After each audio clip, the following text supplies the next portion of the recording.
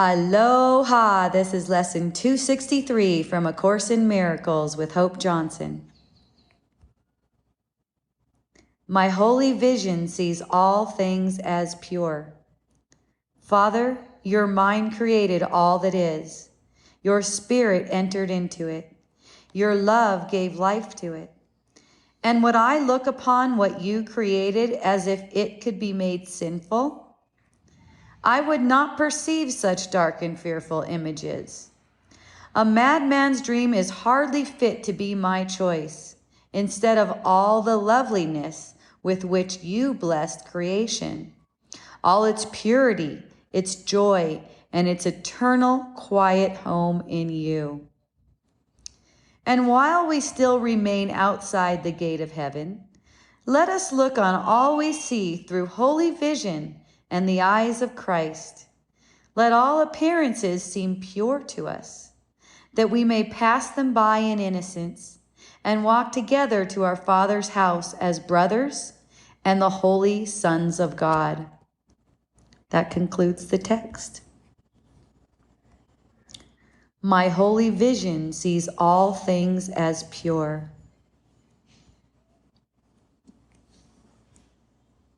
So what do I choose to see? Do I choose to see through the eyes of fear or love? This lesson's inviting us to consciously turn our mind. It says, let me not project guilt or impurity where only your light lives. Okay? A madman's dream is hardly fit to be my choice. So what images, what judgments or fears do I still cling to that would distort the original beauty of creation?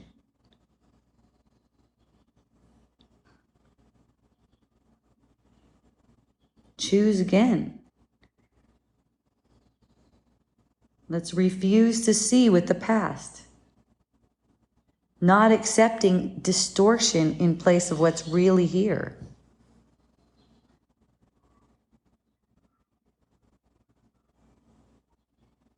And how do you implement, let's say, how do you implement holy vision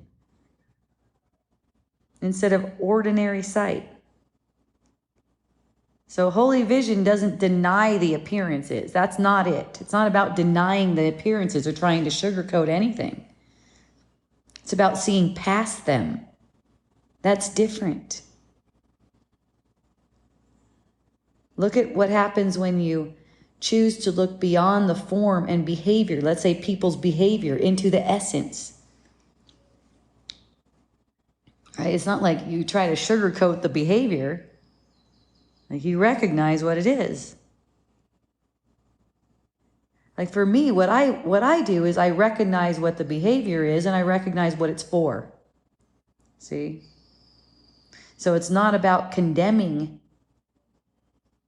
And like, for instance, any kind of behavior I don't like, let's say.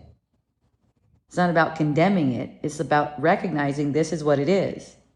And what is it for? Instead of taking it personally. It's not a personal, none of it's a personal attack. See? And what really helps with that too is recognizing that everything that you seem to see is actually coming out of your own mind, so you can be grateful for it. Even if it seems to hurt, you can also be grateful for the hurt, which you're also projecting right out of your own mind because of what it's for. It wouldn't be useful to be grateful for the hurt if you didn't know it was for awakening your mind. It's about letting our gaze soften on everything it touches. Let's say your heart mind, the Christ mind within you, interpret everything that your eyes cannot interpret. Your regular senses, eyes, ears, cannot interpret anything. That's why it says in A Course in Miracles, nothing I see means anything. Because the interpretation made by our senses is not the true interpretation. Our senses are programmed to feed back information that makes us take everything personally. But holy vision sees everything as a blessing because of what it's for. It says, let all appearances seem pure to us. This is not about being naive. It's about this radical trust in the source of everything, where it's all coming from.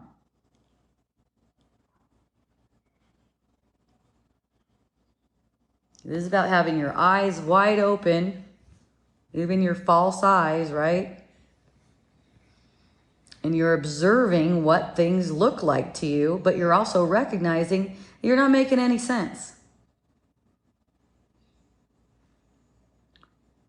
So there's a trust in the way things are going and the way things are rolling out. It's all perfect for you. The Holy Spirit's accepting everything because the Holy Spirit sees with this vision. And the Holy Spirit is in you and is you. So you can choose to see with the same vision. And this purity, it's just remembered. You're remembering the purity of everything, despite what seems to be. This doesn't, again, mean avoiding what seems to be. It's denying any reality to it. That's totally different. It's not that anything in the world needs to change. It's the way we see that needs to change. The way we would look at it.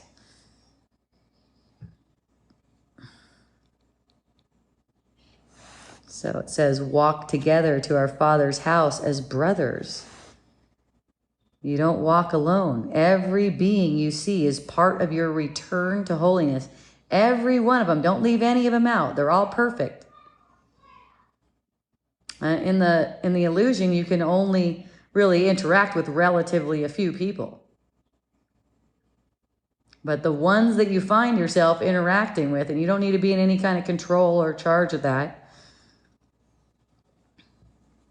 You know, I had one friend recently tell me, I don't know if I can be friends with you. And I'm like, yeah, there's no need. We're already one. Whether we're friends or not on the surface of things, that doesn't matter. It doesn't change my love for you. Right? No one needs to try to control any outcomes. And, you know, maybe you walk together in the apparent sense for a little while, and then you part ways, and apparently, but we always remain together. It doesn't matter.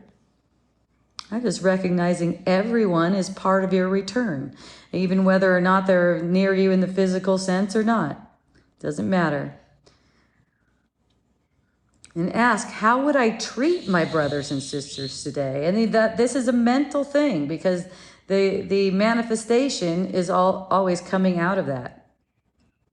How would I treat them if I want to be aware as often as I can, as much as I can, that they're walking me home? How would I treat them, right?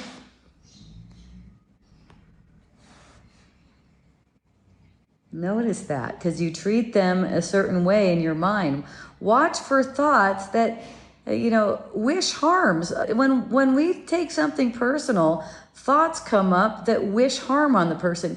Don't be afraid of these thoughts. When you're afraid of them, you repress them and you actually project them more. Don't be afraid of them. Just notice if your thoughts are wishing harm. Not necessarily like physical harm, but that could be too.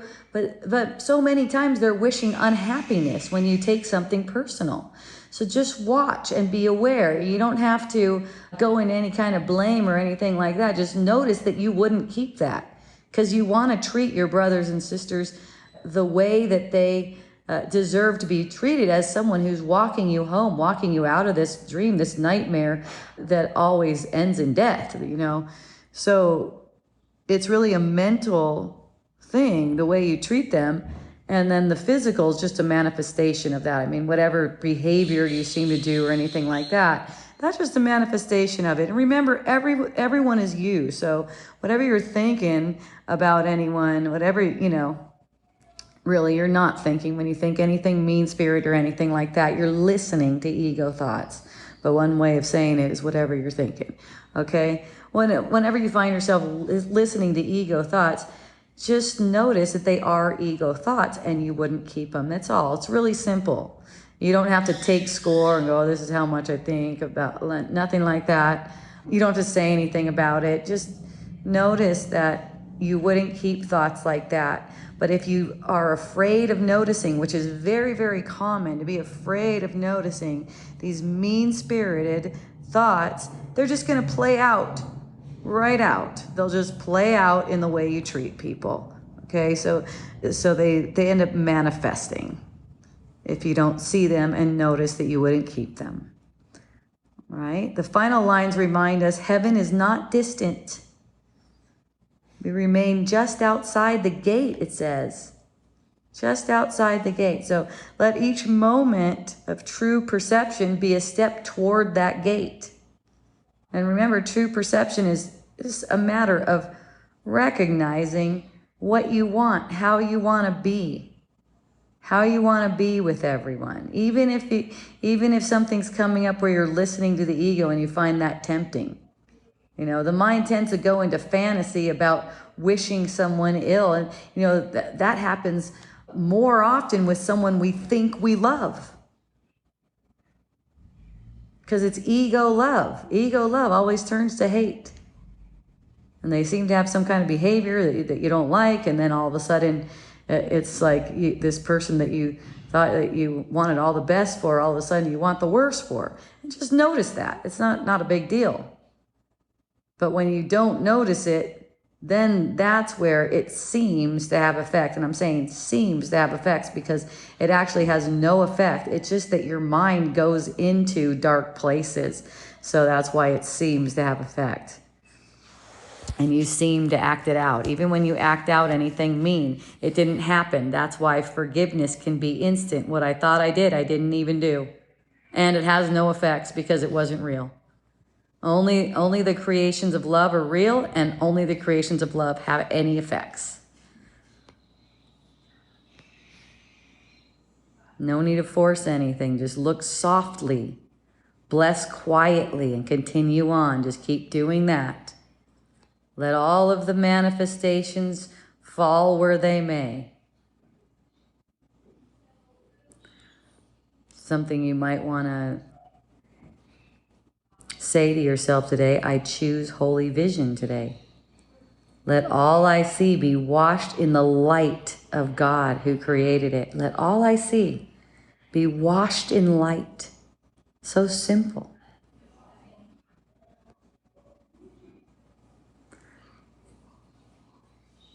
I will to see everything through holy vision today, no matter what appears. It's so good for me. And you know, that's a lot of what people recognize about me is I just feel like everything's good for me. Even if it seems to be causing pain or anything like that, because I know what it's for and I've been practicing this for a long time. So it's like knowing what it's for. It's like, ow, yeah, that hurts. But I know it's good for me. And then when it's time for me to be released of any kind of energies or anything like that, it just arises. It's perfect. Whenever you have conflict or judgment arising, you know, just say, this is pure. I'm not seeing the whole right now. I'm not seeing that this is pure and it's good. And at the end of the day, you might reflect, what did I see as impure or wrong today? What did I make wrong today? Can I offer that back to the Spirit for reinterpretation? It's not about making yourself wrong now. It's looking with, hey, I want to be relieved of anything that I made real right now.